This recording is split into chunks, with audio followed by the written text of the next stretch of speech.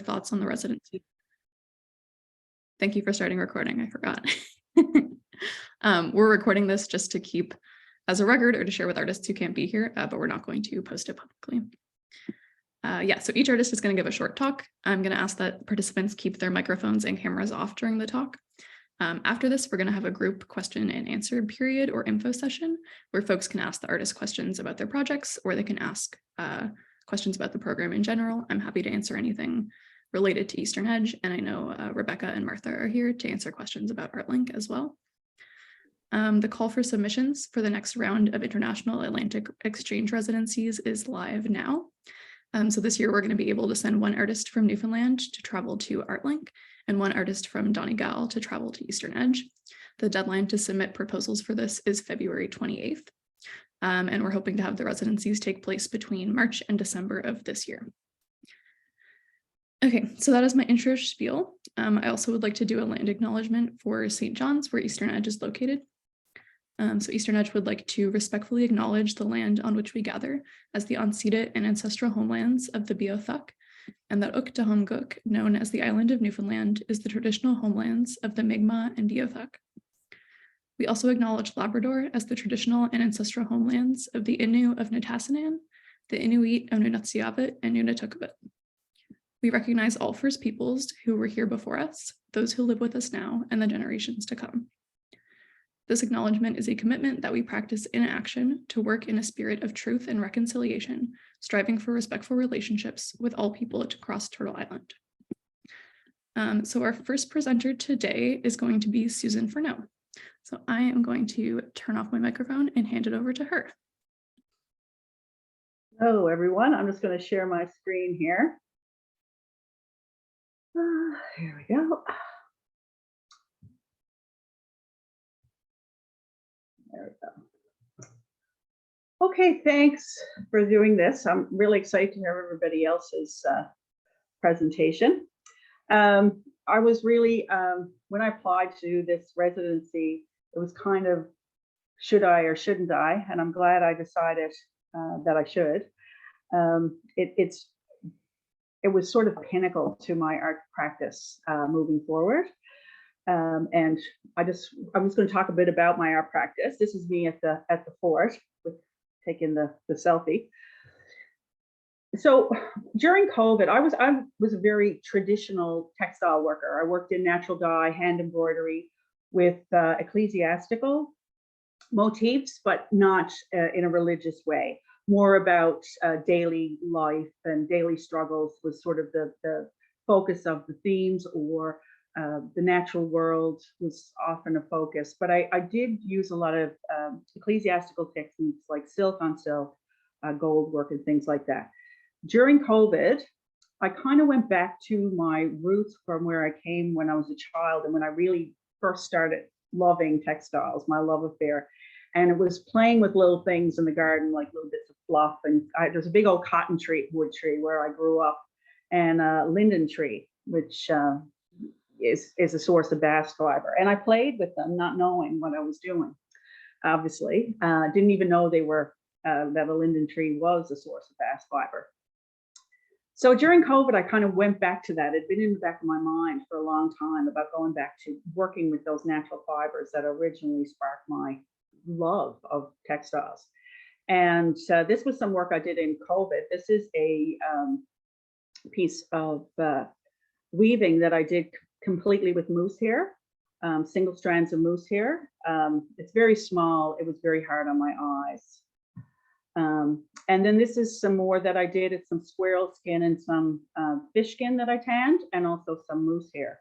So I was, for me, it's not only about making the work with natural materials, it's also very important that things are well crafted. And I find that I was seeing a lot of work that people were doing, but, outside of things like basketry and those traditional natural material kind of work, there wasn't a lot of really well-crafted pieces out there. It's still the craft in me, that the fine craft. I really want things to be made well. This is another one that I did. It's a squirrel that my cat brought me as a little gift. And I tanned it, and I used some chicken bones as beads and things like that. So it was COVID stuff. Things got weird, you know. So then I really said, you know, okay, so I've done this. I've really enjoyed it. They're simple pieces, you know. It's sort of where I want to go. So I wanted in here in the province and in Canada, I think a lot of the work that gets done with natural fibers is usually Indigenous work. And I really didn't want, you know, that feeling for my work. So you know, looking overseas to sort of where I came from, my settler ancestors, was important because, you know, they obviously had done this work in the past as well. So I felt I needed to go somewhere and kind of soak it all up and think about it a lot, and, you know, make connections with people who were working in this kind of technique, but not, you know, Indigenous. And, you know, so that I didn't feel like I was, you know, appropriating anything. This is some more of my COVID work, some rug hooking. And the work I was doing was still very much based in traditional textiles. And I kind of wanted to move away from that as well. I wanted to, I want to kind of move into more sculptural pieces and more conceptual work. And, you know, which has always been a struggle for me, because I want everything, you know, if it doesn't take 150 hours to create a 3 square inch piece, in my mind, I find it hard to kind of wrap my head around conceptual work. So it was really great. It was really great going there. And when I went there, you know, the land and everything was beautiful, but it was really interesting to me to work with the natural fibers that I'd only read about. And this is, I started doing things that I already knew how to do, which was cording, which is kind of the foundation of all textile work. And this is some crocosima, and some of it is green that was picked and harvested that I you know, dried, and then I used, and some of it was dead. And it's beautiful stuff, and it's everywhere. So I'm definitely going to plant that this year. But so I really just started out easy, and I started thinking. There was a lot of thinking, which for me as a doer and a maker of things, I'm always doing something. And to just think and suck up the colors and the, you know, the natural colors, because everything was just like my color palette, the stones, everything. It was, you know, it was just calming my head for the first little while was a big part of it. So then I started to reach out to the community, and I went to the store, really wanted to work in tanning techniques, which I'd started here in the province, but in tanning techniques with the materials there. So to see what the difference was. So I went and I found the local forger, who was also the barber, and we had quite a few chats, and he brought me some oak. And then I was getting some fish from the grocery store there, and he was great as well. I think he thought it was a little out there, but the conversations I had and working with the local materials was great. And I mean, there was subtle differences even in the codfish. The patterns on the skin was subtly different, and this red stripe that's in the salmon, just beautiful. I tried to preserve the color, but it didn't stay. You know, it's like, but and everything I worked with, and everything the area that surrounded me, because my work is very much all about color, was all my palette. Like, it was just for me, it was just so calming and so wonderful to be in this space that everything, you know, the buildings were my palette that I would choose, and just everything. And it was again, it was very close to home, both in the landscape as well as the culture, the cultural things were the same. You know, it was a real eye opener. So this is some of the oak that I received, and I did some tanning when I was in the potting shed, and I tried different other things that I had read about that I couldn't get my hands on in great quantity here in the province. And so I tried other things to tan with, and it didn't work as well. So at the beginning, I was just trying to compile materials so I could kind of, technical things, just working out technical things. And so I also, while I was there, did a workshop in eco printing, and that was great. It allowed me to talk to lots of other local artists, and I think that's where you learn the ins and outs and things, and what people are doing, and sort of where they're getting their inspiration, because everybody's taking their inspiration from the same kind of surroundings here in Newfoundland and in Ireland. So it was really great just to chat with people and learn, and they were all in all different sort of stages of career, so that was great as well. And we did some eco printing. We used the iron from the fort as a mordant, and we printed on both cloth and paper. And it was really interesting to see the way the different plants reacted over there as opposed to here. The colors that I got some beautiful, beautiful color from bramble. I couldn't believe it. I wish there was so much more of it here. Beautiful reds. So I was trying to think, if I was going to make something around my time there, what was it that was inspiring me that was not technical based, because usually for me it's about the technique, and and again there's cultural things in my work. So I was really surprised to learn about the Laurentic and how much of an impact that has on that local area, and how much it continues to sort of join Ireland and Newfoundland together. 22 men went down in the Swilly and were never recovered. And so I really did a little bit of a deep dig into that. And I'm continuing, the work that I'm going to make from this residency isn't really not completed.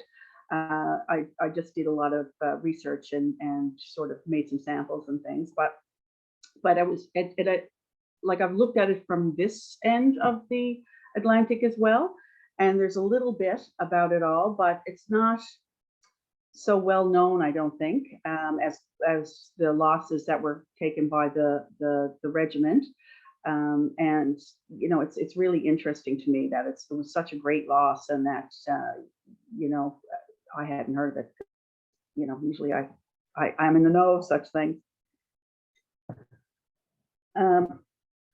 There we go. So one of the things that I thought was really wonderful, well, not wonderful, but interesting, was the letter that was found. There was a letter found 60 years after it had been posted behind the counter in the post office from a young man who had not made it into the war because of his eyesight, and he was writing his mother to tell him he was coming home, and she never ever got the letter, and he didn't even ever make it home. And I think that's one of the things that, we're so bound, people who live in the North Atlantic, even today, with tragedies that happen at sea. And, we're all looking for a better life for our kids and things. But, the sea is an awful, taker and bringer of life, but also taker of life. And this is a picture here of the roses, because we have so many wild roses here in Newfoundland that were probably brought over from Ireland. A lot of them, they're not wild, but the cultivars. And the Swilly where the boat went down. So I started doing little samples around that and thinking about all the places and the place names that I knew that were affected by this, which were quite a few. And one of them was the town that I live, Conception Harbor. And I did a little bit of research. The name of the man, that name is very prominent now in Conception Harbor. And also Portagrave, where my family had originated from. So it was very interesting. So I just sort of did, this is an old blanket I bought at the thrift shop there, and did some samples with the roses. But again, I was going back to my leaning on my textiles, and I really didn't want to do that. I wanted to push myself, so I kind of gave it up and went in another direction. So I started just playing with the fish skins and creating embroideries on them using all the materials that I had gathered while I was there. And so these are some of the samples that I created that will be for the future work. And it sort of came to me at the end, of course, as all things do. And these are some samples with the bark tanned, the oak bark tanned fish skin, the actual rose petals, and some oysters and some willow beads, some of the crocosima that I made, the cordage. And this is another one. And this is another one. Again, it's the blanket. I really want to bring in the idea of warmth and the warmth of home for these basically kids who were lost at sea, you know, and the things that, you know, paralleled the mothers, you know, of all North Atlantic communities. The blankets, the roses in the garden, the codfish, those kinds of things. So while I was there, I also did a workshop. I was lucky enough to do a workshop with Brendan Farrell, and it was great. We had a wonderful day. I learned so much.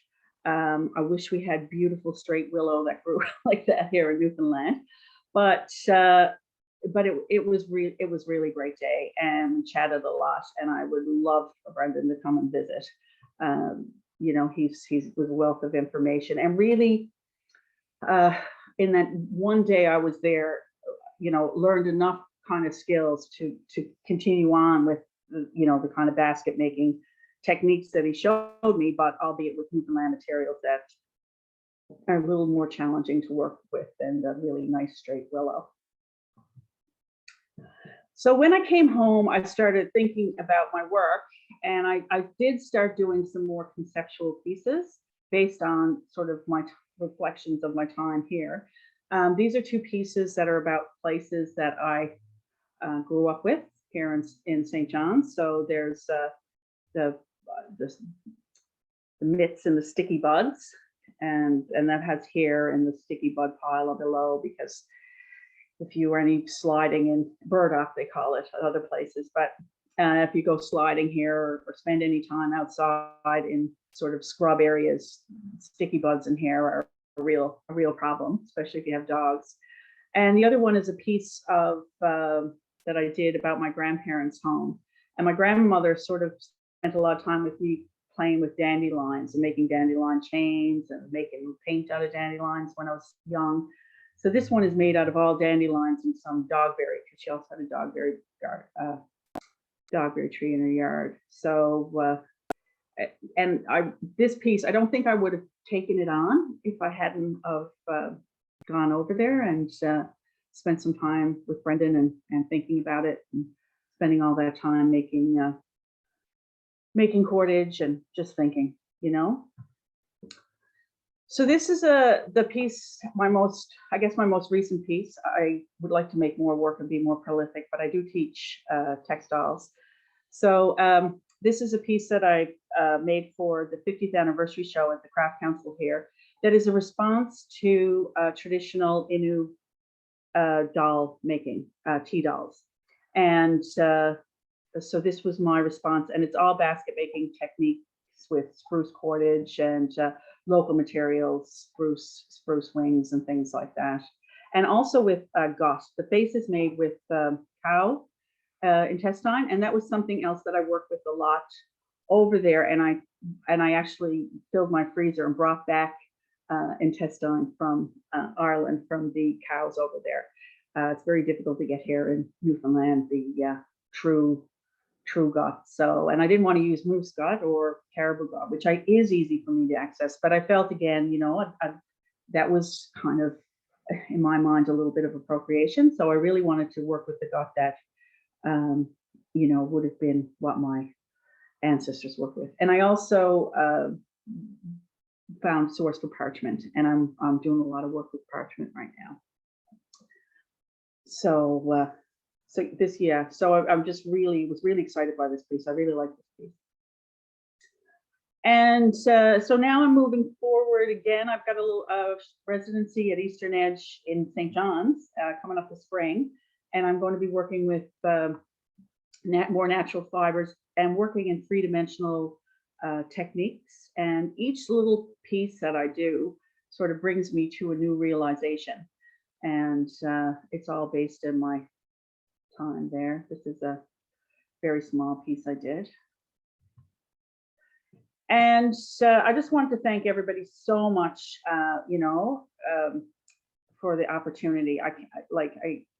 It was really life-changing for me. I felt like my artwork was sort of at a point where I didn't really know what to do, and just that time kind of solidified things, and chats with Martha and Sarah, and it just kind of made everything, my decisions I felt were now valid, and worthwhile, and the new direction was okay. It's okay to be, because I've been at this a long time, and so I was kind of hesitant to change things up. But this gave me the confidence to do it. And one of the things I do when I travel is I take pictures of dogs in pubs. So this is my little guy that was in the pub in Buncrana. So thanks a lot. And I'll hand it over to whoever's next in the line. Thank you, Susan. So up next is Cliodhna Timoney. Hi, everybody. So my presentation will probably be a bit brief. And I haven't prepared a slideshow or anything, but I have some photos. I have so many photos from my time in Newfoundland, but I just picked a few to kind of riff off the ideas and the places I visited, and so on. I'll just share my screen here with you guys, and yeah. So yeah, thanks everybody thanks for organizing this, and thank you everybody for coming. I visited Newfoundland, is it over in 2021, and I had visited when we were in Ireland and Newfoundland just kind of coming out of lockdowns. And I had done an MFA in London, from 2018 till 2020, when COVID had hit, and a lot of the ideas that I had been researching for a few years and work I was kind of trying to work through came to a halt, kind of, or conversation came to a halt, especially. So I was so delighted to kind of get away from Ireland to Newfoundland at the time. And yeah, I mean, it was an amazing time because of the lockdowns, but I think as a residency in general, I was able to air out a lot of what I was thinking, and I had the opportunity to talk with people, and it was really amazing. So when I first got over, my intentions were to kind of not necessarily make finalized work, but to kind of work on some skills that kind of new skills that I hadn't had the chance to work in before. So I've used bits and pieces of sound work in my practice up until this point, but kind of I hadn't dedicated a lot of time solely to it, and I kind of wanted to use the residency to give time to sound. But when I had applied to the residency, I had applied in my application to kind of look into the transatlantic cable, which was the first transatlantic cable ever built between Valentia Island in Kerry in the southwest of Ireland to Heart's Content in Newfoundland. And the thing with this cable was I had heard about it as a child. My dad had told me about this cable that had been built between Ireland and this like Newfoundland. And growing up in Donegal, and maybe it was kind of the family that I was from and things like that, but I was always aware of Newfoundland, the people that had gone, the connection between Ireland and Newfoundland and this faraway place where people had gone. But also I remember being told about this cable that had been built and how incredible of a thing it was, an undertaking to do. So this kind of cable was in my mind because it was a metaphor for the connection between Ireland and Newfoundland, but it was also this like signifier of technology and the Industrial Revolution and our relationship also to the sea. And so I went to Newfoundland kind of with the transatlantic cable in mind and trying to kind of think about our relationship to the sea and these technologies and where that's left us today. And all the folklore that surrounds it, you know. So whenever I arrived over, I went walking a lot, which again, I think it was like during lockdown, I think a lot of people all over the world were walking a lot, and it was like one of the few things that you could kind of do. So I just like when I got over there, I was just walking all the time, and I got to visit the beautiful trails all around St. John's, and was just thinking the whole time about the sea and the sea as this entity and our connection to it and so on. And I kind of hung around the harbour quite a bit.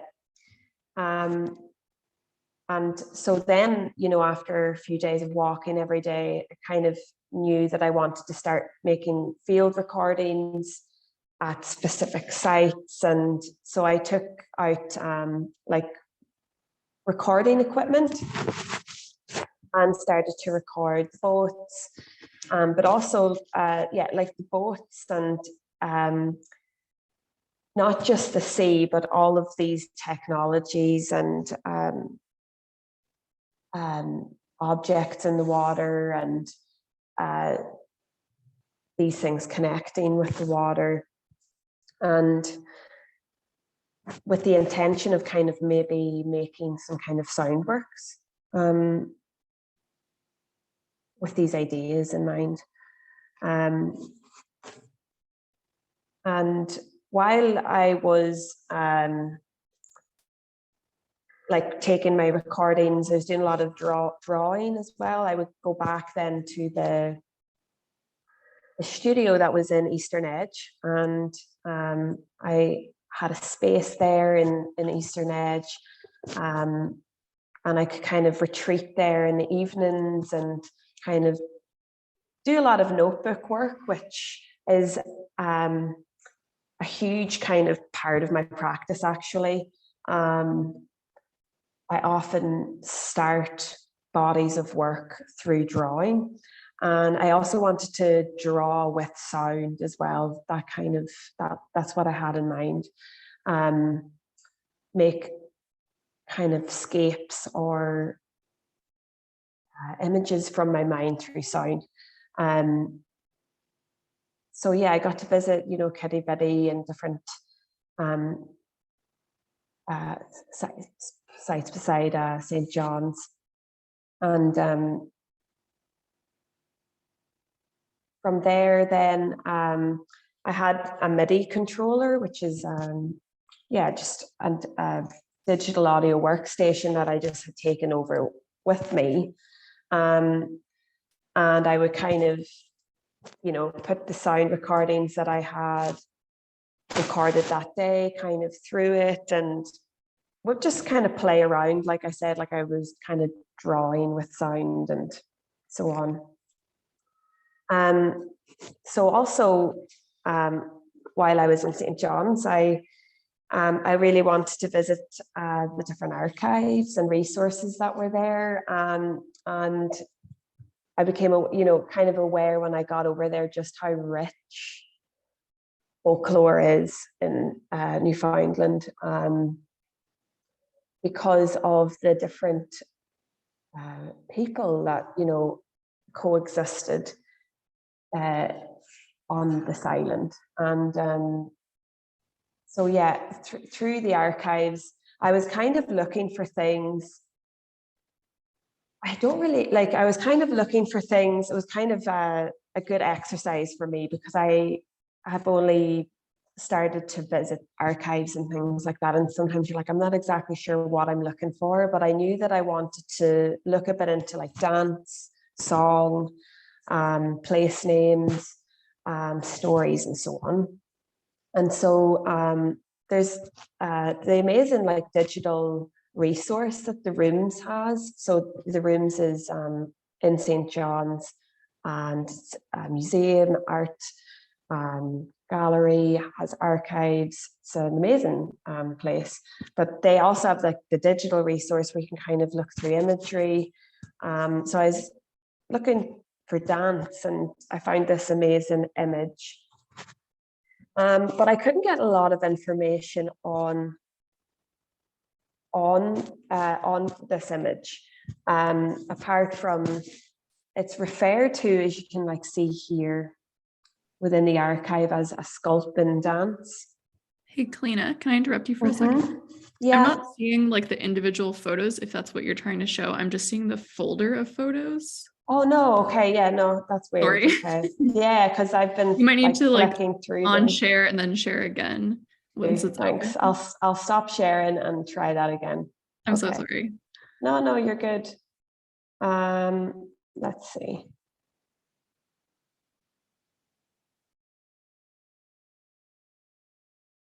Is that better? Yeah, that's perfect. Okay. Now it won't let me move back and forth between my photos.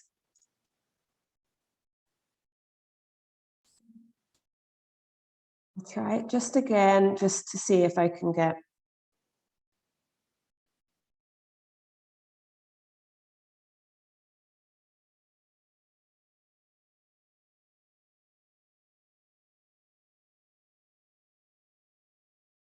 Okay, is that, I think it's working, is it?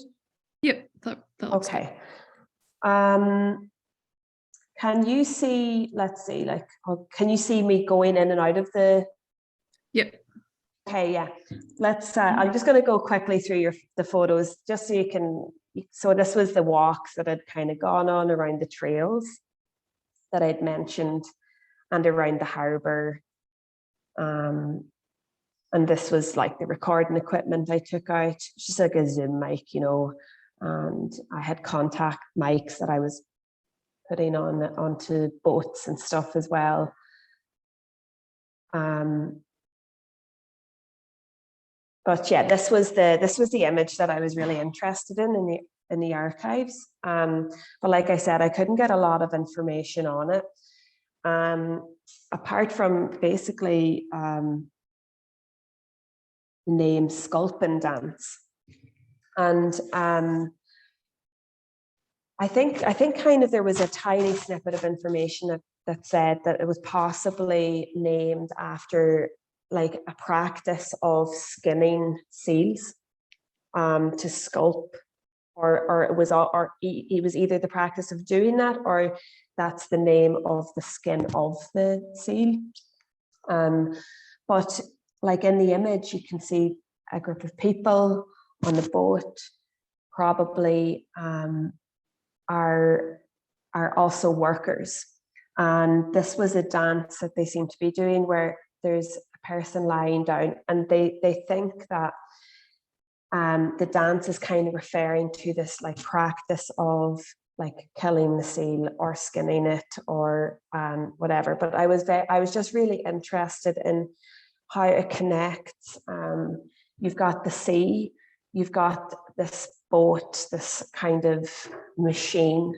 You have these groups of people, you have their folklore and rituals and dance, and it's kind of just connects all the things that I think is really interesting, and then you have this person performing as a seal or an animal or another being.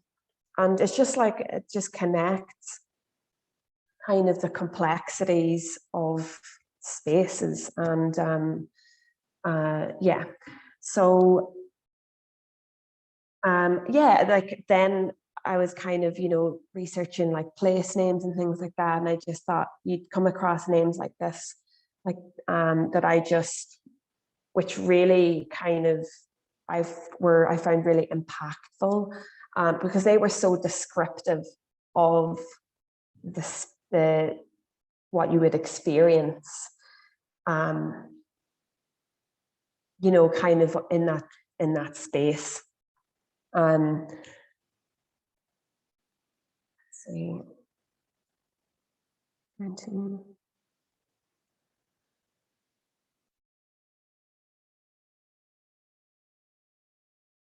Can you still see my images? Yeah.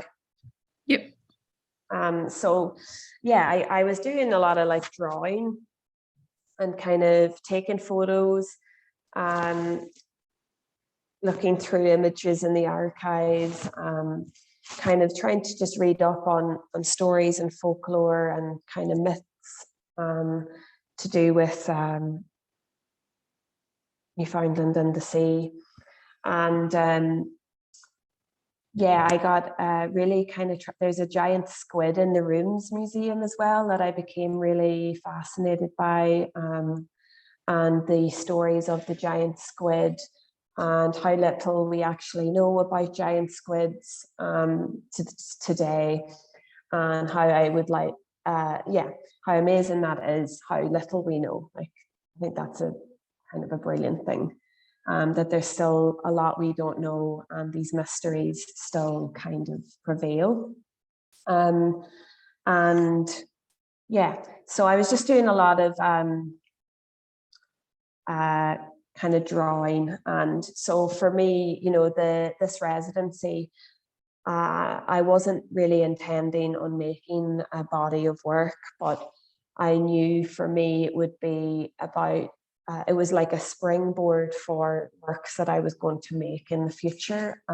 It was a real time for me to, well, just focus and kind of have a lot of time to think and to kind of talk about that with people. Everyone in Newfoundland was so unbelievably welcoming and like generous and lovely. It was really an amazing experience, and it's just so pivotal for me at that time. I think it would be at any time, but it was just really magical for me at that time. And yeah, so I also kind of wanted to make some kind of work. But so what was amazing was, like, above the Eastern Edge Gallery, there's St. Michael's print shop, and Shazia was there was another artist, Shazia, who was there doing a long-term residency, and Shazia like invited me in, and she kind of helped me. Well, she totally introduced me to some print making techniques, which I hadn't done. I had done no printmaking in like 10 years or something, because I wanted to bring something kind of away from my time there that felt a little bit more tangible. I should have gotten a better photo for this presentation, but like this was one of the kind of final works. It was kind of based on the harbour, the Narrows in St. John's. Yeah. So then Mike, who's going to be speaking a bit later on, was so generous to invite me up to Port Union, which is north of St. John's, well, around the coast. And yeah, to visit Port Union House and the area, and again got to go for lovely walks and to like think about everything and just have a lot of time to myself, which was, yeah, it was just lovely. And I had like, again, a lovely space overlooking the water to sketch and make sound works. And I was the only person there at the time, so I could sit up late and like do it through the night, and it was really, really class. And yeah, just got to see amazing fossils and kind of, again, just kind of trying to make connections between these, just my interests, I guess, and trying to like pin these kind of ideas down. Yeah, just amazing place to visit.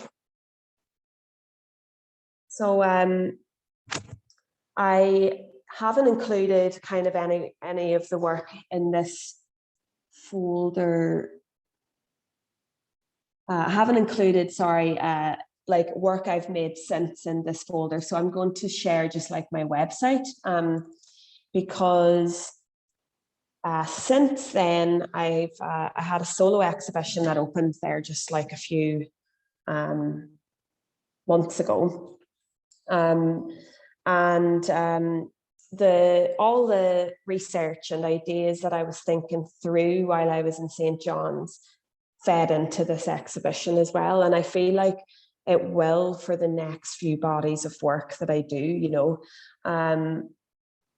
So for example, this body of work was called Flashes, the body of work was called Flashes of Light.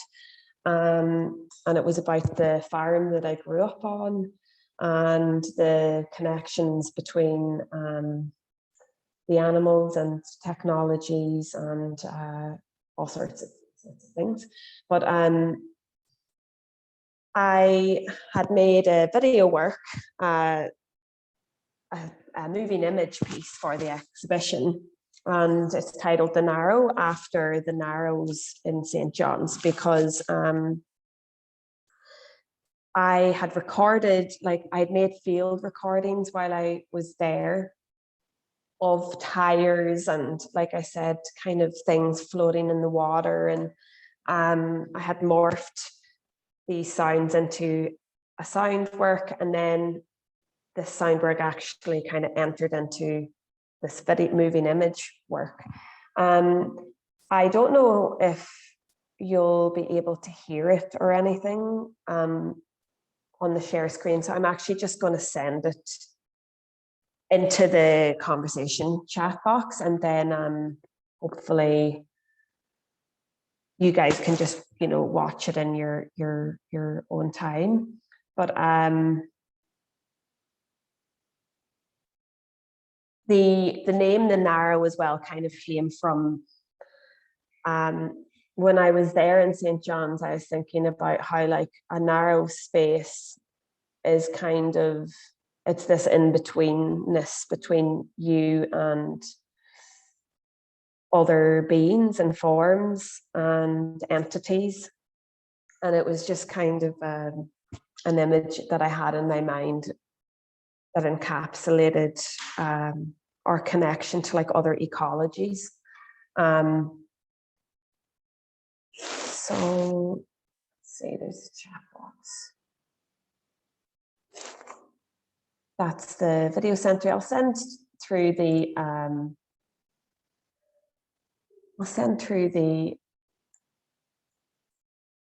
whole exhibition as well. But yeah, that's kind of my presentation. But I just wanted to like really thank everybody in Eastern Edge for being so welcoming, and to Murray for hosting me in her house, and Matthew, and for Shazia and guiding me through the printmaking, and Mike for having me in Port Union. Like, these are all just such great people. Thank you. Thanks, Cliodhna. Okay, up next is Pedro Rebelo and Geraldine Timlin.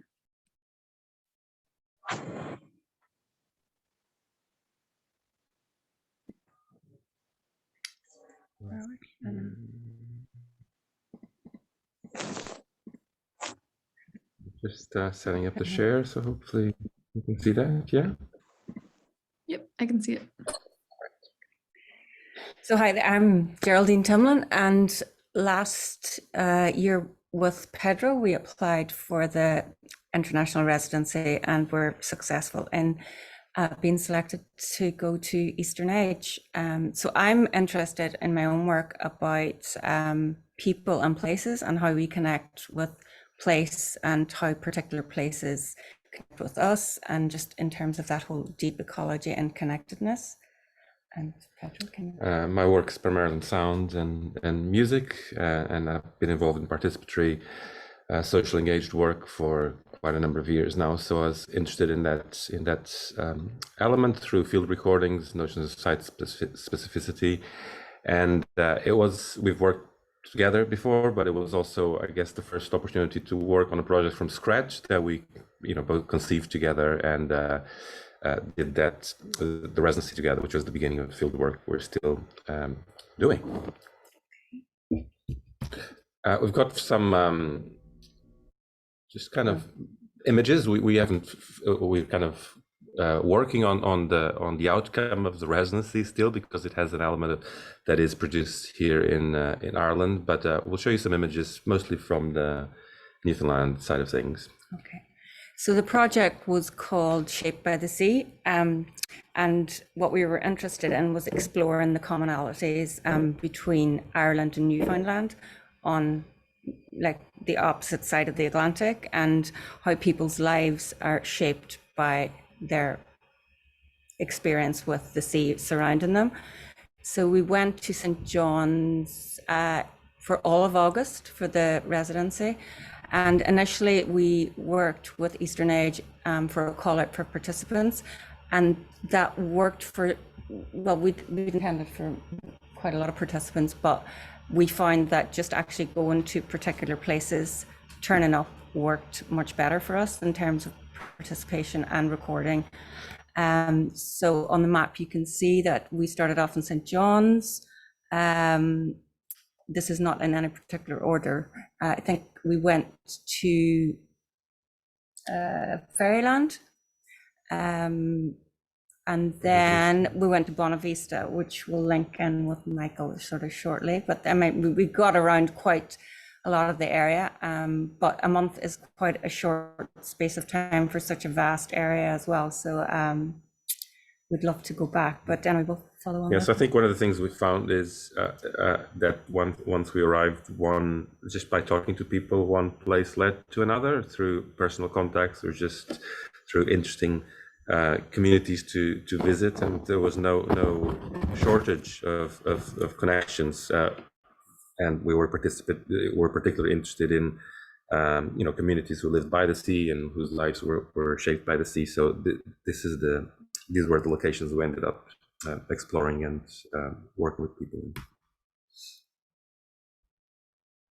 So these were from Cliodhna and Fairyland. So Fairyland was one of the places that kept coming up, Fairyland and Branch, especially in terms of exploring the Irish connection. And we were sort of struck by how strong that connection was. Well, I in particular, I think, because it was like meeting your own, just people who had preserved the culture, the language, the traditions, just everything, and who had never been to Ireland. And their parents, like when we were talking to some of the fishermen in Fairyland, they had never been, their parents had never been, grandparents had never been, great grandparents never been.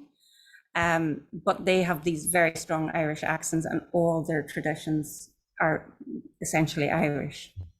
So I guess we're doing a mix of more kind of ethnography type fieldwork, interviews, just informal chats, talking to people, and then some film shooting, some kind of multi-channel spatial audio recordings with various types of techniques, And we deliberately didn't want to go in with an outcome or a format for the work, so we wanted it to be just kind of capturing this sense of place and gathering stories from the participants. So that's what we ended up with, a body of kind of field work that we'll be able to show a little bit of that in a moment. Actually, this is the dog and wolf. So this is Ashley Vickers and Jenny Williams.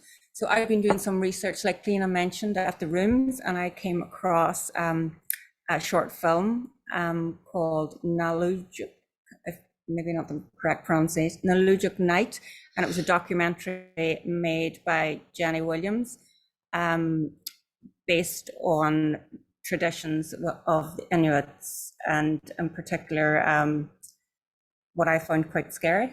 It was a bit, remind me of mummers, but this is a particular tradition that happens in the community of Nain.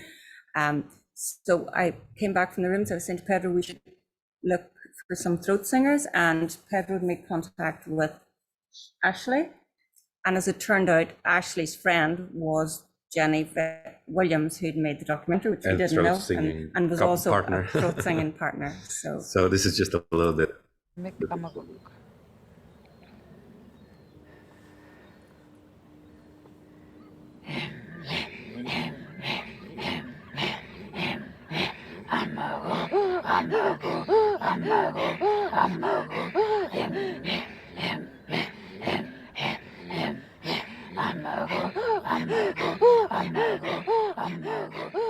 We were obviously very interested in sight as well, and it turned out this was actually the first time they sang outdoor, and they would usually normally sing in an indoor environment. So that was interesting for us to kind of think about the relationship with this particular between this particular practice and location. In this case, this was just outside the DVD.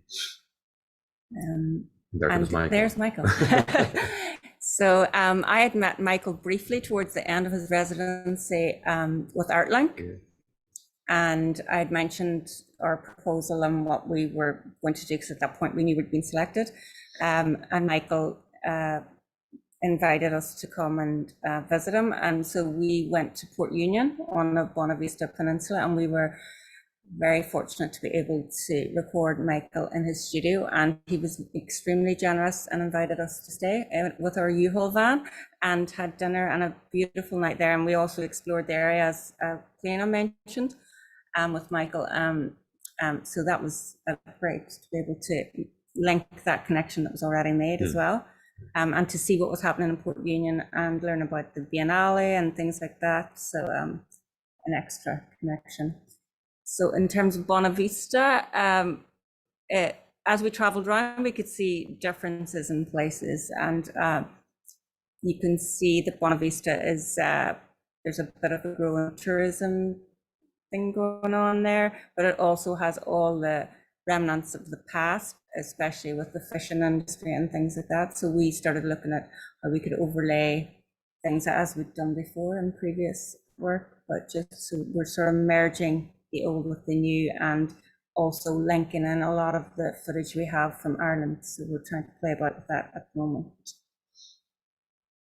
I think this is an example of a little bit of footage from Portugal Cove down south. And we're at the moment we're doing some field work in Ireland that kind of publicly and villages. So inside the CID is this kind of conversation that doesn't quite happen, but occupies the same space in Ireland.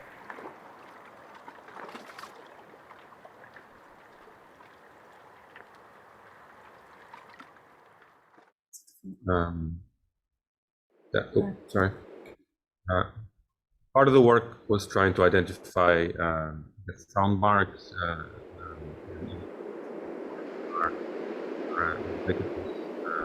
element of all this.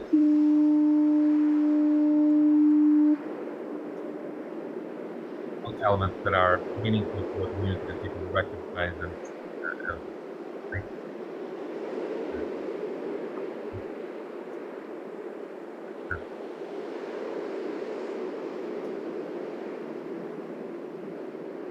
what Branch and Yeah. then we play a bit of film. Yeah. Okay, so this is from Branch, and Branch was one of the areas that was mentioned that was probably last on our call because we didn't think we'd be able to go there because it was on the shore.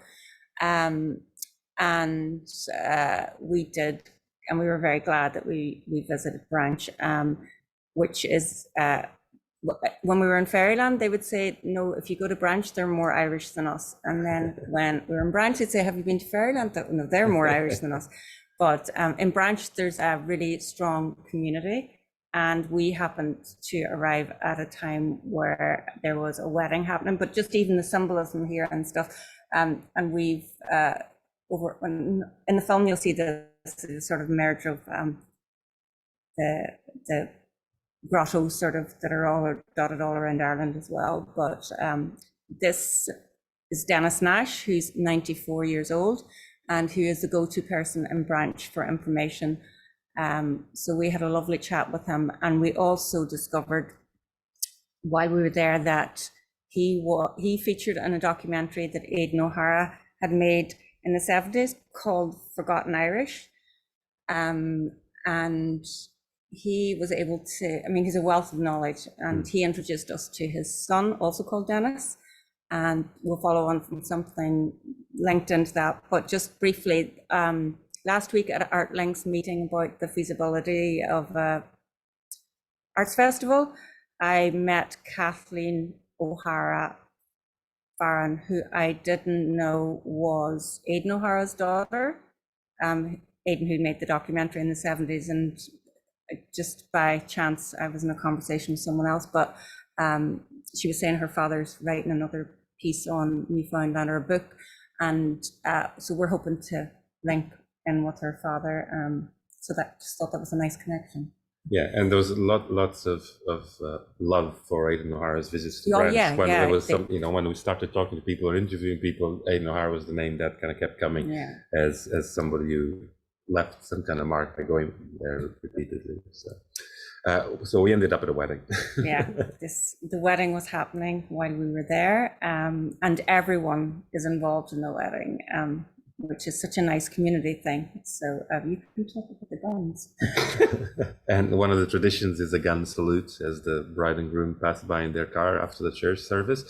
So gun salute onto the sea, so that the boys get kind of their fun time with that early-ish in the morning. Yeah. Everyone arrives with their so this gun, was a kind of we were there for a full day, but we heard the wedding festivities went on for another couple of days after that.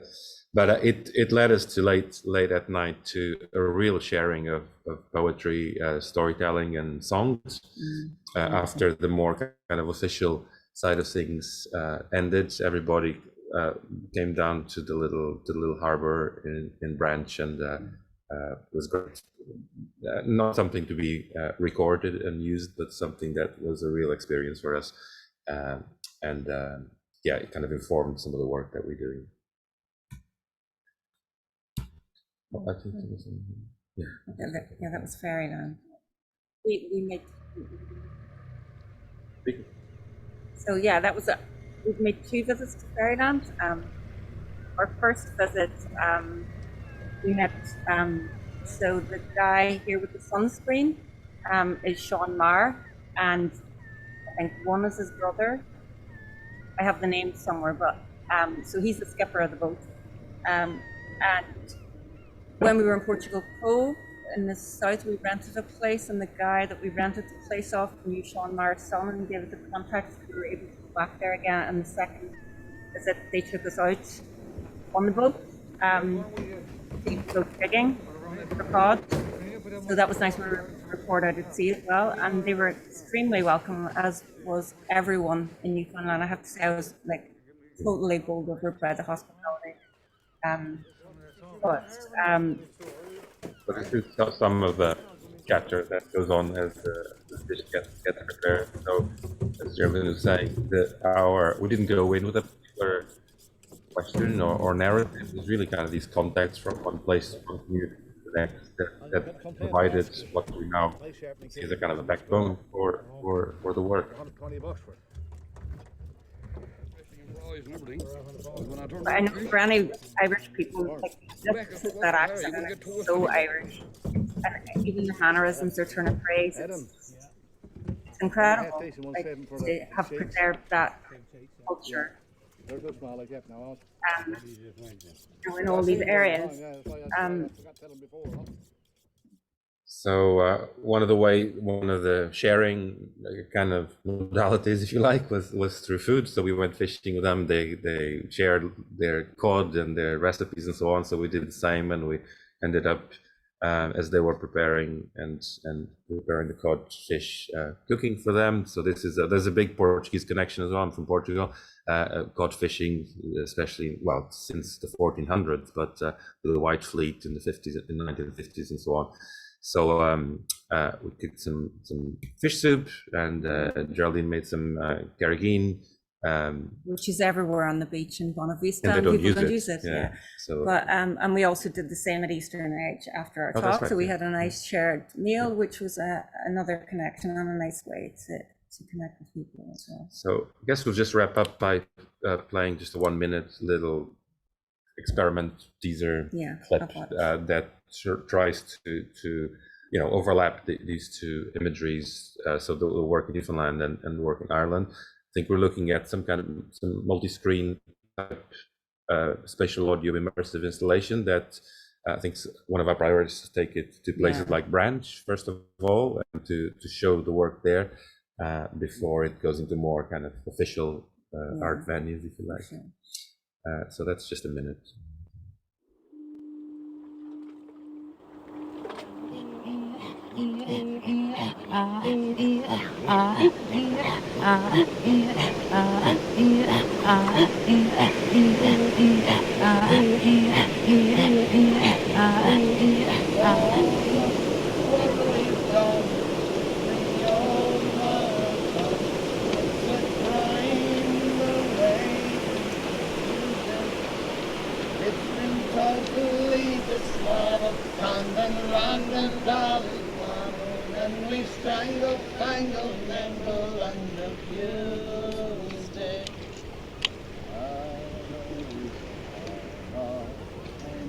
When the bongmen climb.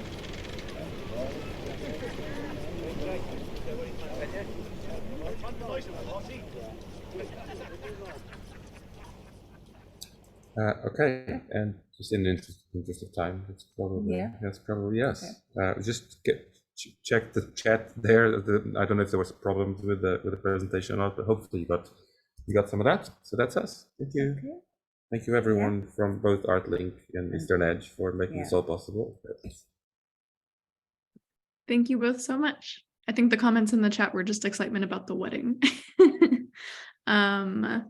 Up next, we have Michael Flaherty.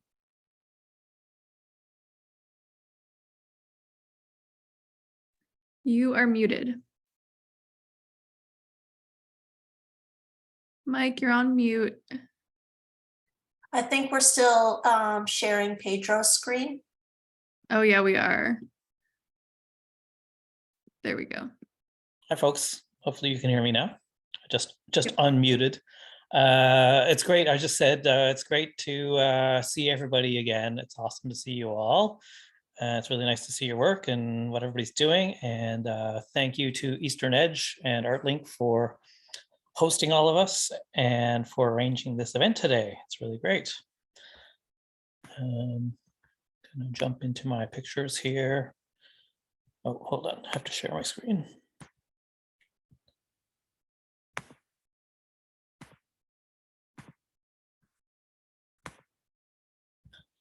Okay, so I applied to the residency exchange in 2019. That was pre-COVID. And so it's a long time ago, and everything got put off until 2022. Might have been for the better, really. I kind of had more time to develop my project, and obviously appreciated the travel opportunity after a couple of years of being mostly at home. My family is from Ireland. My father specifically is from Ireland. And so Going to Ireland was as much a personal experience for me as it was a professional experience. So here I am with my uncle, Michael Flaherty, and my cousin, Michael Flaherty. It just so happened that my Ireland family was having a family reunion my first week in the country. And so I left Donegal, went down to Galway, and just hung out with aunts and uncles and cousins and people who I had never met before. Some of them I just met once or twice or not even. And it was really kind of an amazing experience. And I got to go and visit the house where my father grew up.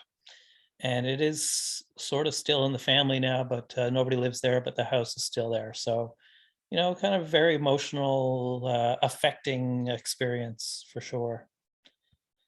And yeah, just visiting some of the old aunts and uncles and seeing their family pictures. So this is my grandmother in the middle and some aunts and uncles around her. And couldn't tell you who's who. There's like 12 of the kids. So I'd just be guessing at names now if I was going to tell you who they were. This is a picture that, well, Jane and I went for a little walk just this morning. And Vinny, the cat, followed us, and Jane snapped this picture. And when we got home, she showed it to me. And I was like, wow, that reminds me so much of this picture of my Uncle Michael in Ireland. So I visited him at his house.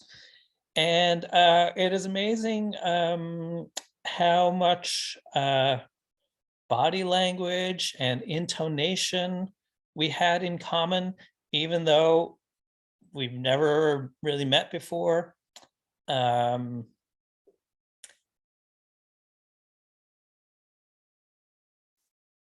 Yeah, so really this was about personal connections and other types of connections.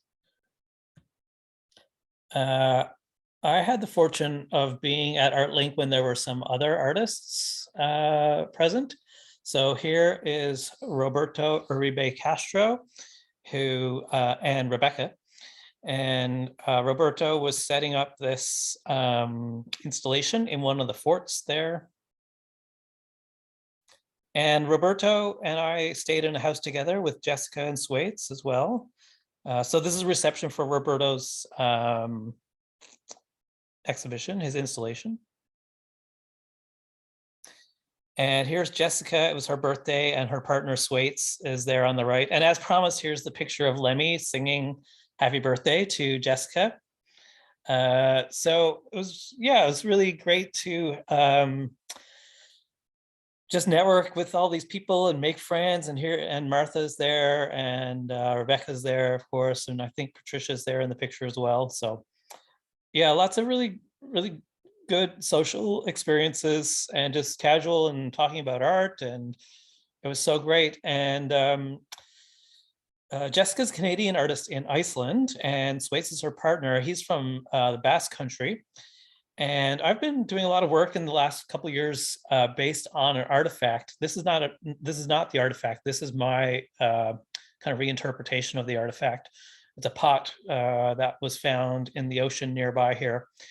And I told Jessica about this, and she was like, I was like, yeah, it's probably like Spanish or Portuguese. And she was like, you know, Swaits, my partner, is a museum worker, and he's from Basque Country, and he could probably give you a lot more information about that. And this is the pot, the form that I used in my recent exhibition in the rooms. And yeah, Swaits was actually able to look up and tell us that it was a vessel from probably northern Spain or Basque Country. You know, gave us an idea of the age. That's the name of the particular form right there. So I guess with these sorts of residencies, you never know what you're gonna kind of learn or find out or who you're gonna meet. And it was just like this unending cascade of just fascinating connections. I did get COVID while I was in Donegal, and I spent about a week just kind of locked away in the house and just did lots of crochet, learning some new techniques. and developed an idea that I had been thinking about for a weighted blanket with crochet. So this is a crochet granny square blanket made with Donegal wool. And these are some pottery shards that I made and crocheted them into the blanket. So this is a small sample I made while I was in Donegal. Here's a larger sample that I've made recently in the last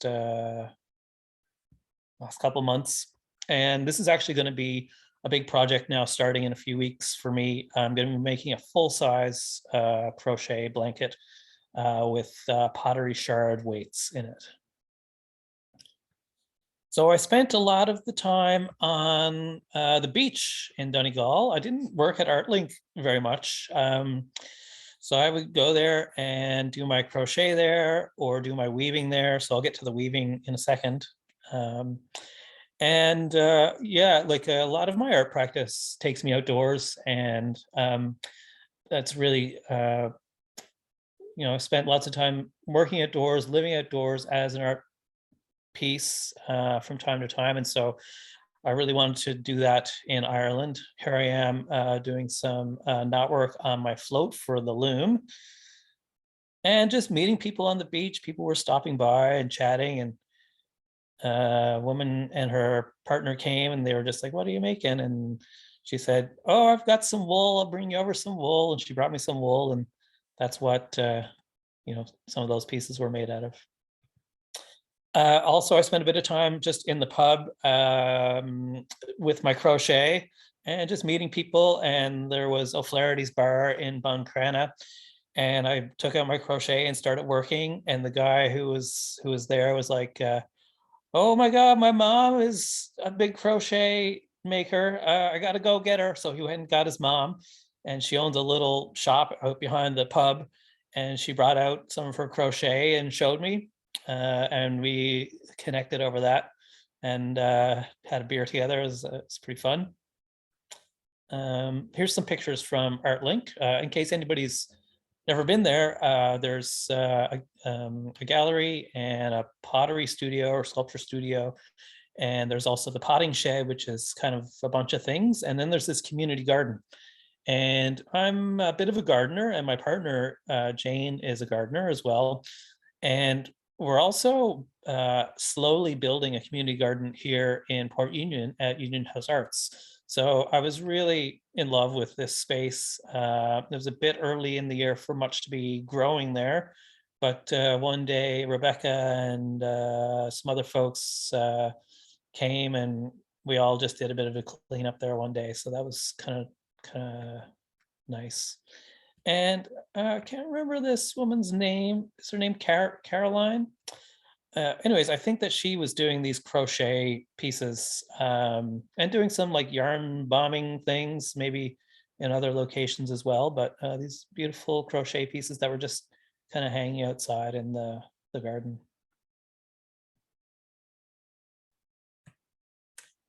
I did quite a bit of bicycling while I was in Donegal. Bicycling has come up over and over again in my art practice.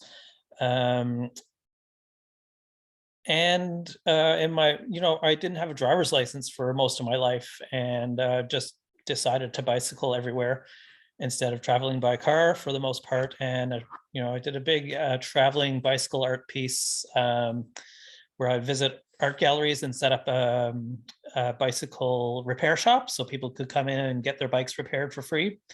And I've also done a lot of volunteer work with bicycles and advocacy. So it was a nice opportunity to change the pace of my life a little bit. And like recently, I haven't been bicycling as much. I don't commute because my studio is next to my house, and I don't travel quite so much. And but while I was in Donegal, I borrowed a bike from Tig, and that just let me kind of travel all around. And I think that bicycling is the best speed to see things at, landscape and humanscape, cityscapes as well. And so it was really nice to be on the bicycle every day and have that time in my head to think and to observe and to activate my body a bit more, which I haven't done as much as I should in recent years. Oh, just drop this picture in there talking about, bicycling for me is about environmentalism and sustainability. And so I'm just dropping in this picture of windmills there. I don't know what everybody's opinion is on that because it's pretty mixed, but it's something that we should be doing in Newfoundland. Yeah, and so my purpose of my proposal to Artlink was to do weaving on the beach. So this is actually the purpose of going to Donegal. I built a loom and used it for a couple of things. So this is just some simple weaving with some found objects, some seaweed, sheep wool, and feathers that I wove into the weave. But my actual project that I proposed was to make this loom so that it would work in collaboration with the tide, the movement of the tide. So as the tide goes up, parts of the loom move up and down, and I can go down and kind of like put the shuttle through in one direction, release the heddle, so it comes down, put the shuttle through back in the other direction, wait for the tide to go up. So the loom was there installed on the beach for a few weeks, and slowly but surely I wove a piece with the ocean. And it was really at the mercy of the elements. So it was quite windy there, of course. And sometimes it took a bit of a beating, but it worked. So anything could have happened. It could have been destroyed the first day I was there. So the contingency of the elements and the nature of the ocean and the place was really built into this piece. And it got moved around a lot, but it never tipped over, and it always worked. It is a bit tangled up in this picture and just covered in seaweed. And the finished piece had little bits of seaweed woven into it, and sand and dirt and probably little animals and crustaceans as well. So yeah, there you can see it a bit close up. Yeah, so I'm not really a textiles artist. I'm a ceramic artist and was really branching out to try something new here. And as I said, I'm continuing to work on the crochet. So that's my next ongoing piece. And I have some more ideas for some new woven pieces as well. And I'm going to build a new loom. I'm kind of a real DIY type person. And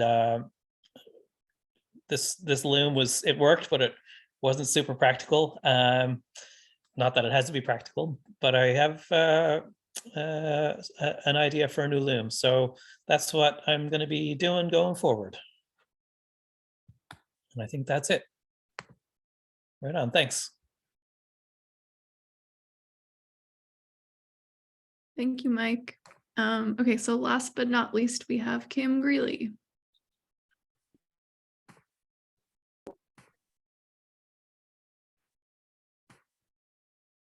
Hi, everybody. Just going to share my screen.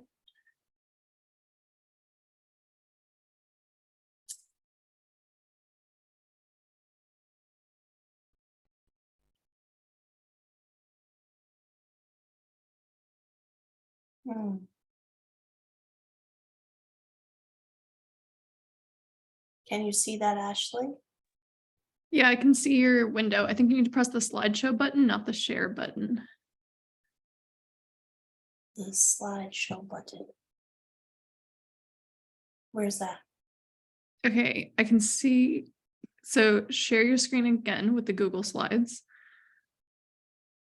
And then just to the left of where it says share, there's a slideshow play button.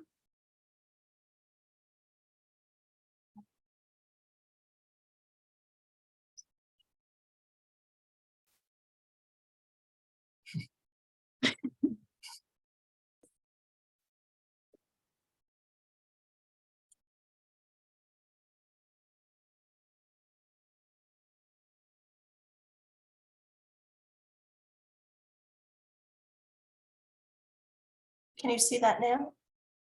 You're not sharing your screen right now. Sorry, guys. It's all good.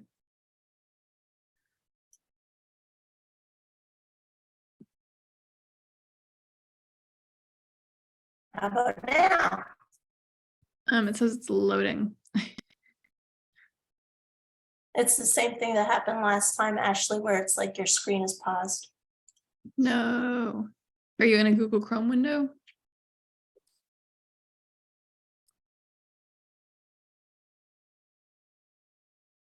I think last time when you opened it in a Chrome window, it worked. If it doesn't work, you can also send me the link and I can share my screen. I'm just gonna try it one more time. Okay.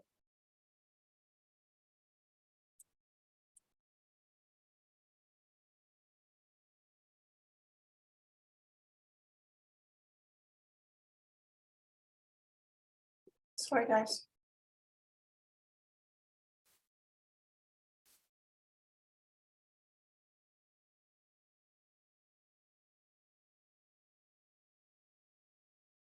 Okay, I can see it. And now it says loading. And then it goes to paused again.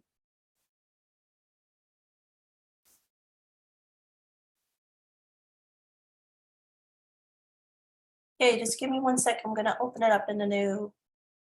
Yep.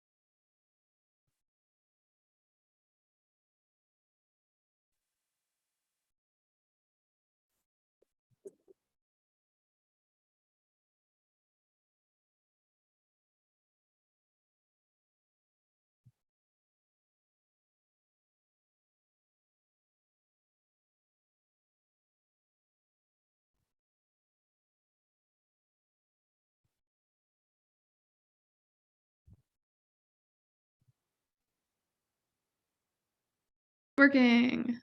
Yay! Yeah, I can see it. I think you're good now. Okay.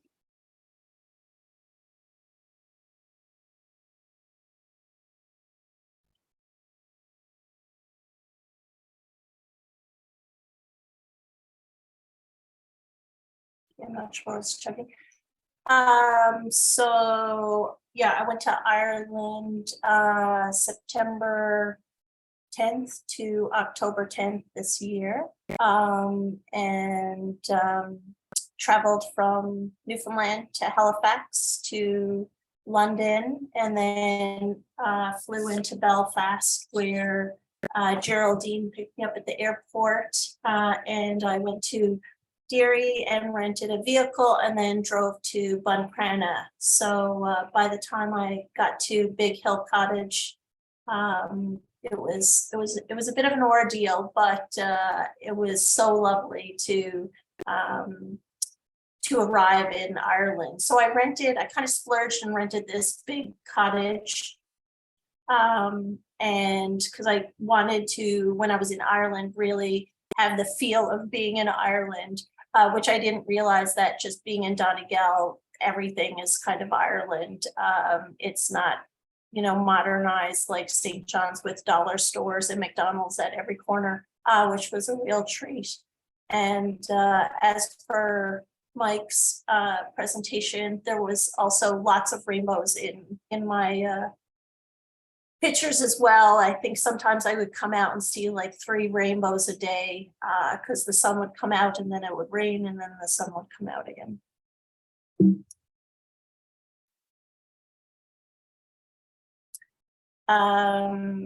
So this is the route up to Big Hill Cottage here with some wind turbines and lots of sheep. So every day I, drove to the fort, passing these sheep and they kind of became my neighbors.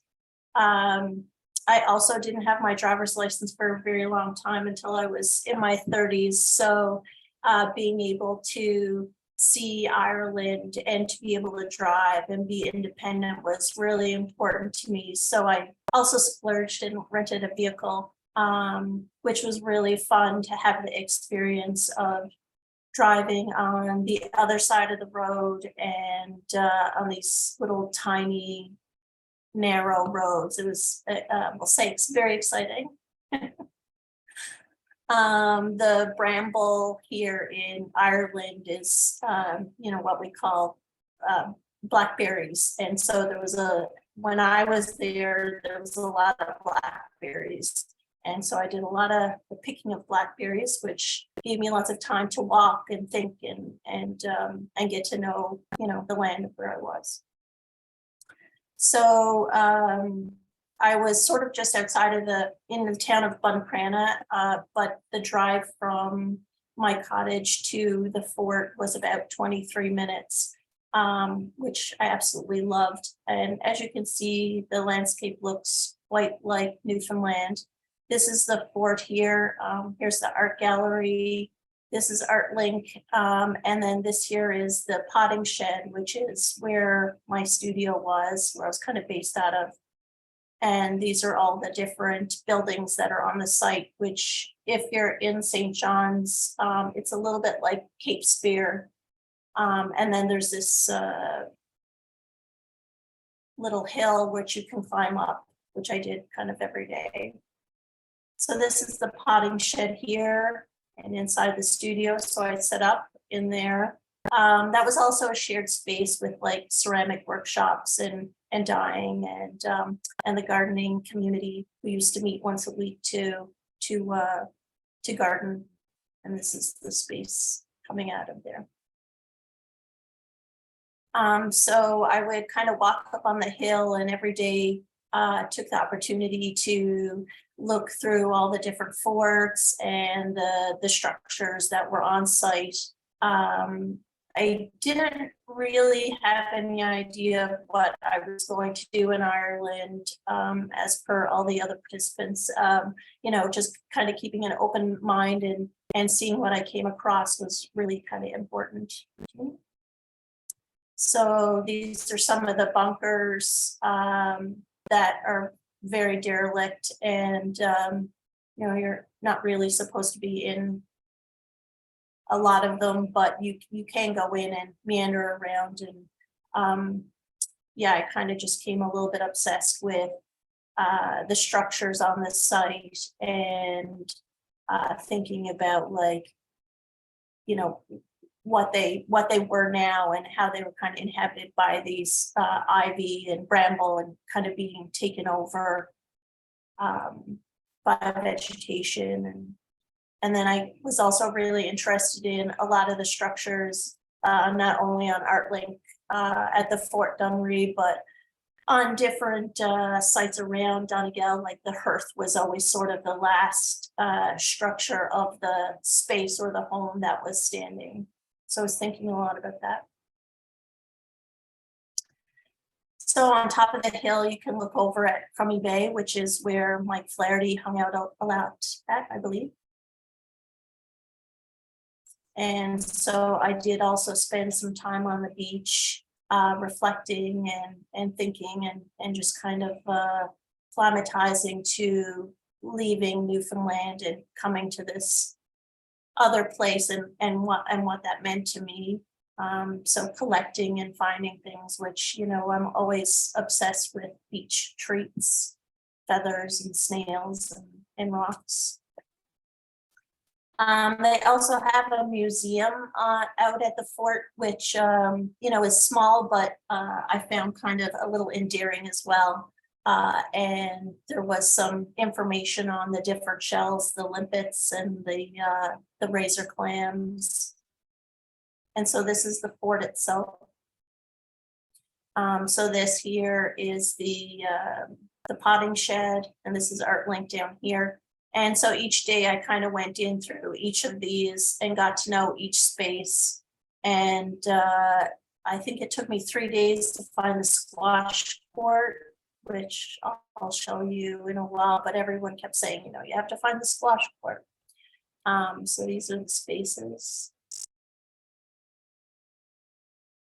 This is a squash court, which is kind of like its own little greenhouse where there was vegetation of bramble and fireweed and ivy growing. And so, yeah, I started just looking at each of the different flora there and how it was kind of fun to know these species from being in Newfoundland. The fireweed is everywhere, but yet just kind of like seeing it with a new lens because, you know, I was removed from where I am to somewhere new. And so I started thinking about the different plants as like portraits and learning about them and getting to know them. So this is the Coincides, which is around as well. So I'm collecting that. And then I built like a little light box and started doing some drawings of these portraits. Some honeysuckle and ivy. And then on the cold days, I would put in a little fire and sit and draw the potting shed, which was super lovely. Where there was like no internet and it was just felt really nice to be removed. So this is one of the spaces which I came like a little obsessed with all the bracken fern and the hearths and the bramble coming through the windows.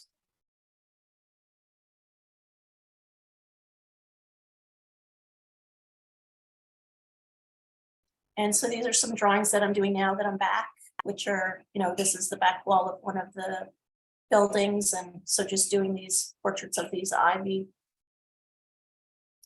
And then, you know, one of the great things about the residency was meeting people and, you know, Geraldine and Pedro were lovely and had me over for supper. And then also took me down to Malin Head to meet these fishermen that they were interviewing, where then I just kind of wandered around up at this other fort.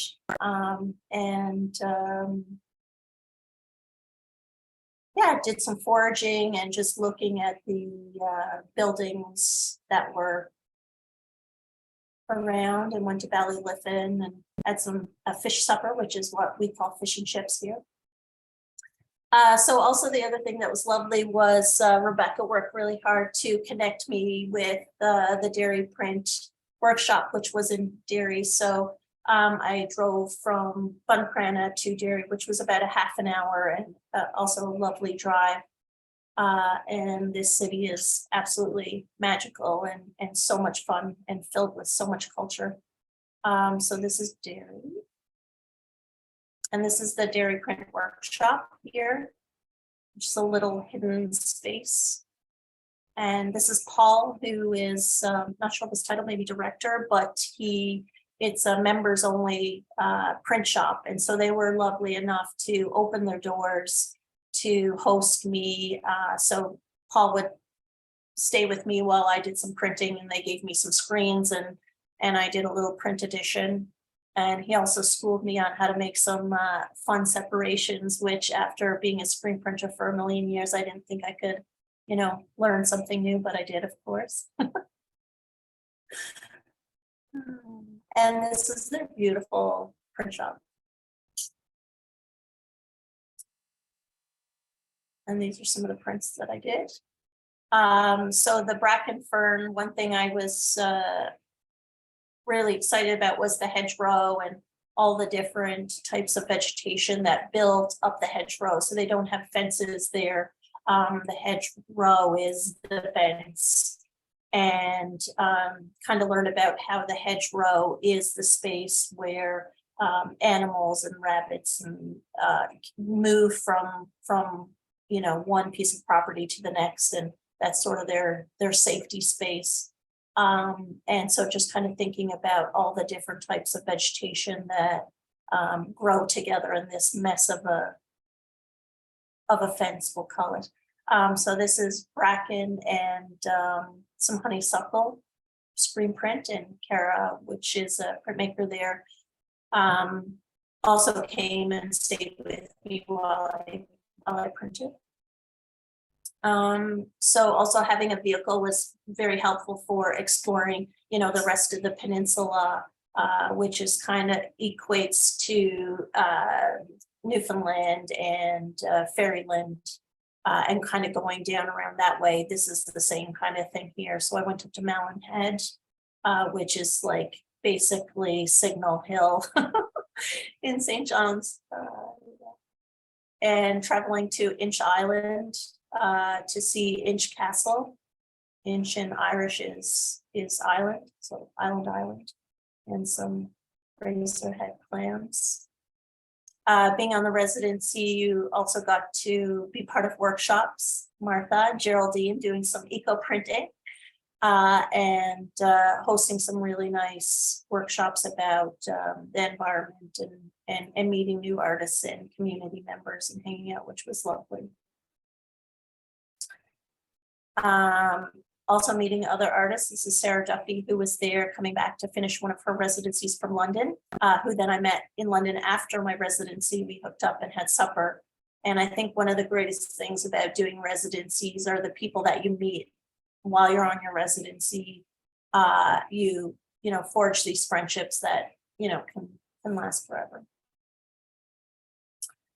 So Martha took me out for the day to pick up a Newfoundlander and drive me over to another Newfoundlander's house. This is Canadian Donnie, they call him, or Hamburger Donnie. He was instrumental in creating this residency from Artlink to Newfoundland, and he is from Newfoundland. And he's sort of the one that approached Eastern Edge to say, hey, I think we have like a valuable link here. Do you want to build something together? And Philippa, the director of Eastern Edge, was like, absolutely. So this is sort of, where it came from. Obviously other people involved as well, but Canadian Donnie helped. And this man is an artist, and so I went and visited his print shop, and his wife, who's also a printmaker and a drawer and a painter. And he grew up in St. John's, and interestingly enough, his father, when he was a little boy at the kitchen table, the plans to redesign St. John's Harbor was mapped out on his kitchen table. So it was kind of fun to hear those type of stories. So this kind of brings me to my artwork that I was making there. I made some wallpaper and the portraits, and kind of found a building to install the wallpaper and the portraits and the collections of feathers and shards and things that I found around on my studies, and the ivy drawings, which I worked on in the potting shed, but also in my accommodations in Big Hill Cottage. This is the second space, which I really wanted to install something around the hearth. So, thinking about how when you go to people's homes, some of the prized artwork is always put up again above your fireplace or your hearth, and so taking these portraits and putting them there.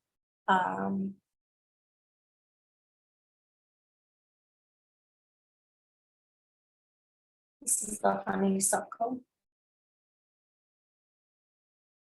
And so there's a little kitchenette in this space as well. So I wallpapered that space, and kind of was really happy about how this installation came, how it worked out. And it kind of felt like, bringing the domestic back into the space where, men and soldiers did live here, and so kind of bringing that domestic back in and giving it a little bit of life and inhabitants. So after I installed Artlink did a interview with me where Liam here set up his gear, and Martha and Adriana interviewed me. And, you know, as an artist, we always hate to like kind of stop and talk, because most of our work and our thoughts come through images. But they asked some really thoughtful questions, and it was, I think, one of the most helpful things to do that at the end of my residency, because it helped me take all the ideas that were in my head and articulate them. So yeah, I was really, really thankful in the end to have the opportunity to be able to do that. And so then I drove to Belfast and got on an airplane and cried my eyes out. And then flew to London, where, you know, I was reunited with my family, where we then proceeded to eat a ton of food and look at a lot of art, and which was really lovely to kind of go from Newfoundland, where we're very isolated, to Donegal, where you're also very isolated, but then to be able to stop in on the way back and see other artists and what they're working on, and thinking about, you know, how that applies to your own practice. So yeah, I just wanted to say thank you so much to Eastern Edge and the programming committee for choosing me to go to Ireland. It was, yeah, really instrumental in my practice, and it was really lovely to kind of be pulled out of my studio, my space that I've been here for a really long time, and to look at my surroundings with a new lens. And it was kind of fun that Ireland was, you know, pretty much exactly what I grew up with, but be completely different. So, you know, still have those same conversations about, you know, religion and isolation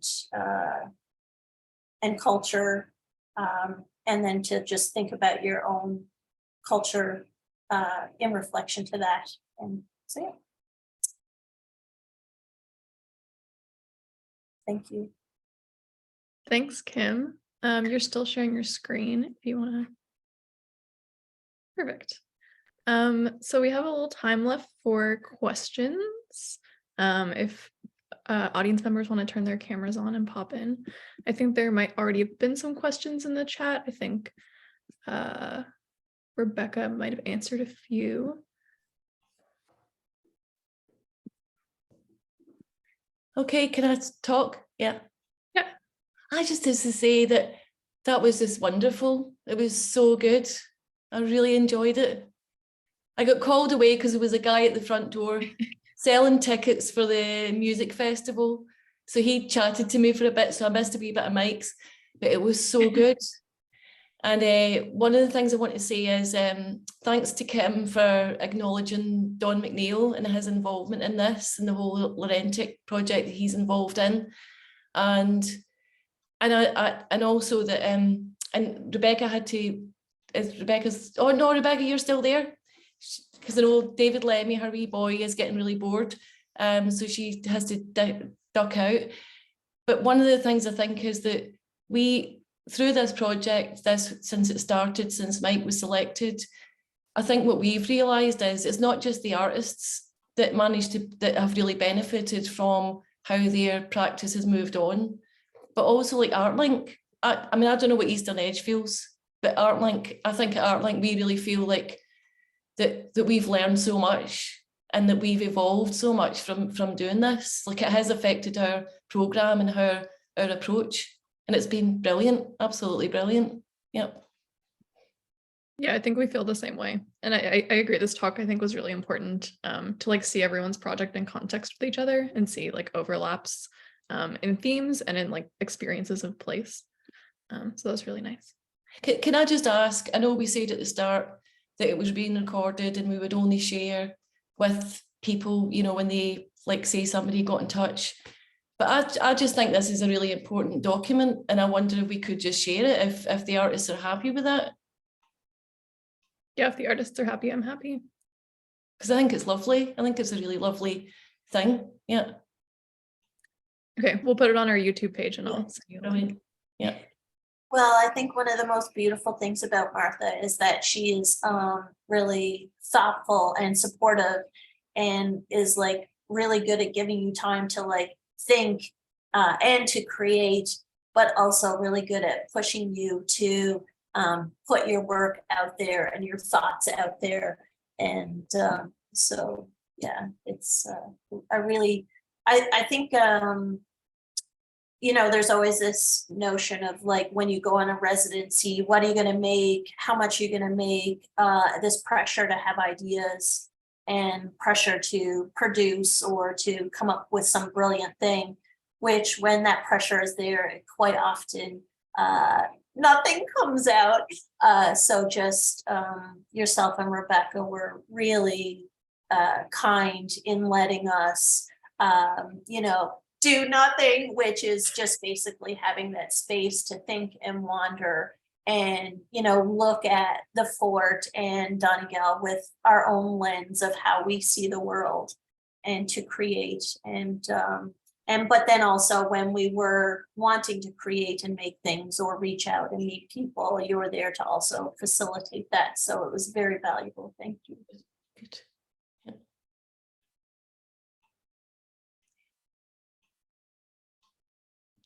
I wonder if the artists have got any advice for either Eastern Edge or Artlink about how they can support. Do you know what I mean? Like what could be better even as well?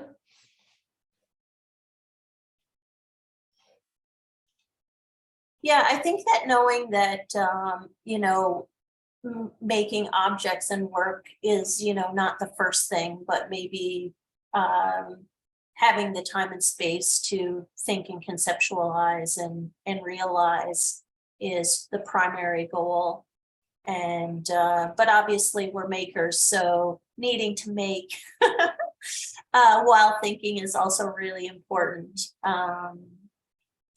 But you know, as this, and I can, it was really interesting to see us kind of go in order of, you know, who went to Ireland first and who came to Newfoundland first and who is kind of last. And I think that the more that this program and residency builds, the stronger it's going to get. Because, you know, even just Mike going over, then he's kind of like, you know, come out to Port Union, or you know, vice versa. Like if Geraldine didn't pick me up at the airport, I think I'd still be in Belfast. So like having those connections to be able to help make the residency feel safer and more comfortable and welcoming is, yeah, really exciting to me.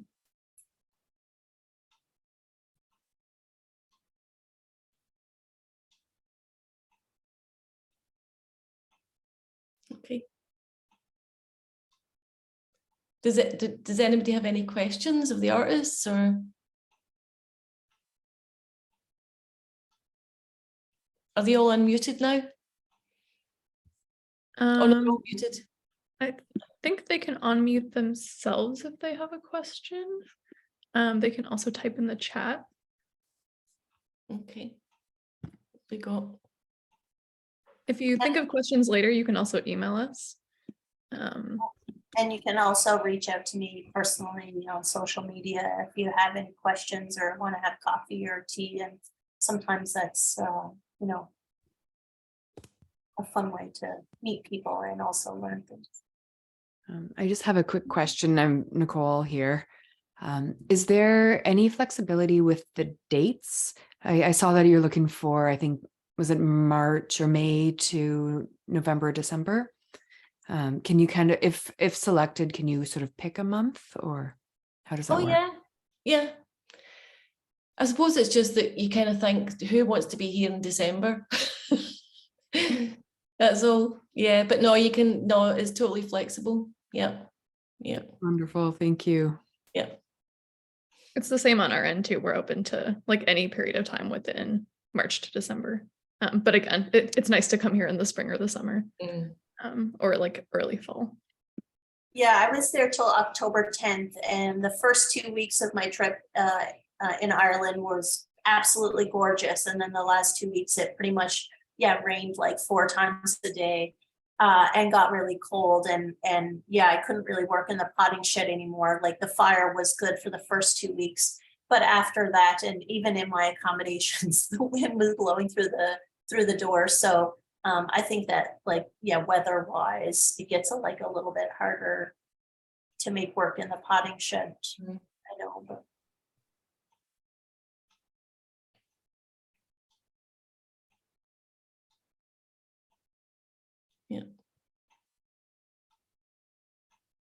it's been brilliant to hear what, the results of everybody's researches and their time.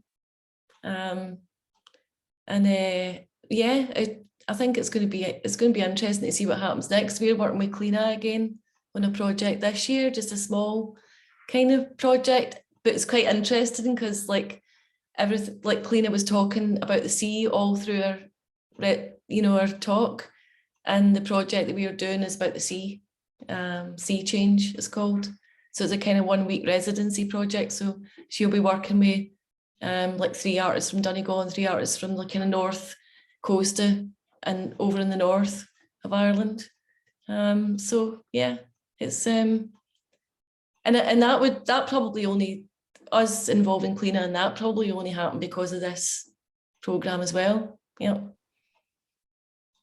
Just to add to that, I think that for me was what was so special about the residency is I didn't feel under any pressure at any point to produce a finalised work, but that it was there for you to explore those things that have been the back of your mind for a long time. And then I had an opportunity there and time to do that, and then we all produce in kind of different ways, and I produce things at different speeds and rates as well. So the thing with the sea, I feel like it will actually be like a longer term kind of thing,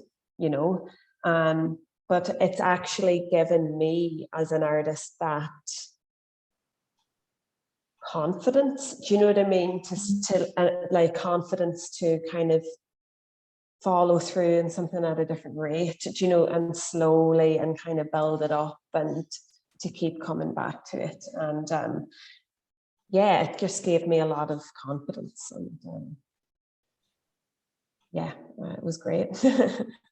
Thank you to Eastern Edge and Artlink for that opportunity. Yeah. I think also too, the beauty of this specific residency where it's taking, Newfoundland and Donegal and taking just our, provincial artists and Donegal artists. It's really hard to, when you live in an isolated province or place, to really compete with artists who are living in big multicultural centers who, have a long list of residencies that they're going from and exhibiting at. And so just having this residency sort of be like a little sub residency off of, Artlink's residency program is really lovely, because you guys have some, really huge people coming through, as well as Eastern Edge does. So just having that ability to still have the experience of an international residency, it's awesome. Yeah.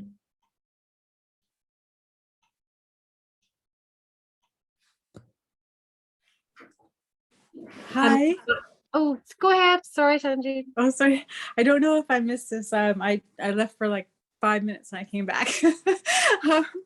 But anything regarding the residency submissions, is there anything that you folks are looking for in particular? What I really appreciate about the presentation so far, it's really a love of the learning about the land and the people. But if that's not your intention when you do the residency, like whenever I travel, my art does change and I absorb the land maybe without intentionally trying to. But is that something that you're looking for in the residency, people that are interested in this specific location? I suppose if you're when you're going to a place, then you're kind of you're in that place.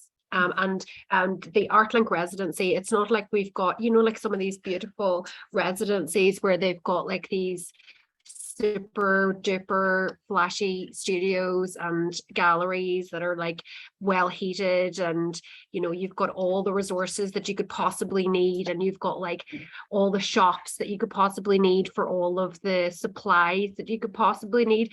That's not this residency at all. Like, yeah, it's very basic. Who's laughing? It's very basic. What it is the place and the time, and the people, whilst we're not, and the people, and whilst we're not saying, oh, it has to be about the place, it will inevitably be about the place because you'll be here.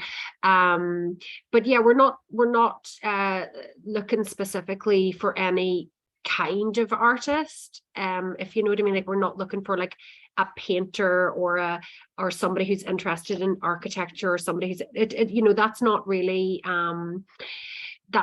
one of the criteria. What your kind of field of interest isn't really one of the criteria. But you should know that you should probably, if you're selected, you will need to bring weather resistant clothing and a woolly hat and resilience. And a travel mug. Yeah. And a travel mug. Yeah. But you know, like, look, we're here, we live here, we try to make it as easy for people to be here and to transition. I mean, as Kym said, Geraldine came and picked her up from the airport. And you know what, we help people out as much as they need helping out, but really, you know, like we've kind of said to other people, like, if you've never been on a residency or you've never like left, you know, you are going to have to cook for yourself and things like that, you know. So yeah. So I mean, we've upgraded our kitchen now, you'll be glad to know, Kym and Nice. Susan and Mike. Yeah. Will you share some kitchen recipes upgrade. with me? Oh yeah. Oh yeah, we've got a soup maker as well, so that's our new thing Nice. for 2023 is Nice. soup making. Yeah, because we sometimes forget to eat. But yeah, no, in terms of the kind of type of artwork that you make and the type of thing that you're interested in, that's not really No, wide open. It's wide open. Wide open, yeah. Yeah. Oh, and what I was going to say is, thank you, Kym. Guess what? Martha and I are actually applying for funding for our own artist project. Yay! So I think, like, we are an artist-led organization. It's really hard. Ashley, I'm sure you'll agree, and other people who kind of do art admin as well as artwork. You can get really bogged down in organizing other things. So yeah.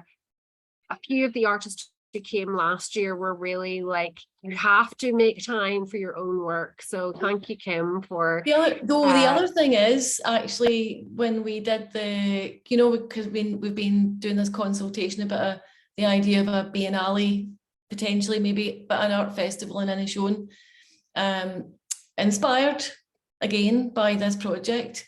So we had a guy come here to do a talk to Inishowen artists last week, and he was saying, Martha, the Arts Council have started this fund so that you can go and do kind of like go and see stuff.